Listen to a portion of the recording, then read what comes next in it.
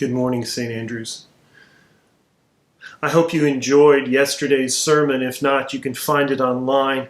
I certainly enjoyed being a part of it. And during that time, we found wisdom in an ancient voice of a man named Barnabas. In the process, we also caught a glimpse of what makes for vital and nurturing community. That's what I'd like to talk with you about this morning. What I think we discover from Barnabas's life and experience is that there are three distinct people in our life. Relationships with these three people can become a great indication of whether the Christian life that we experience is full and rich as God intends it to be.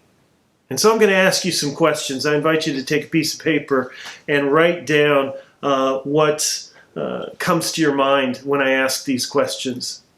And so grab a piece of paper, a pen, and let's go to it. The first question I have is, who is your Barnabas? Who is that person in your life who encourages you, who prays for you, who sacrifices with you and for you? Who's that person you could call at 3 a.m. in the morning just because you needed to talk with someone, and they would be okay with you calling them, and they would actually be privileged to talk to you because that's how much they care about you? Who's that person? Write that person's name down right now.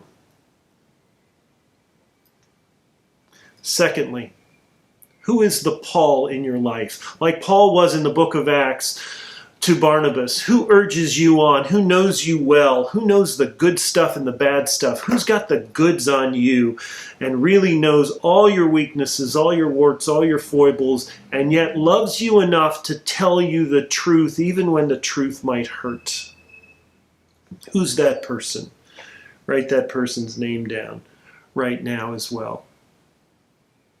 And thirdly, last of all, who's your John Mark? Who's that person that you bless, that you encourage, that you've kind of taken under your wing in a sort so that you can pour into that person and learn with them and from them?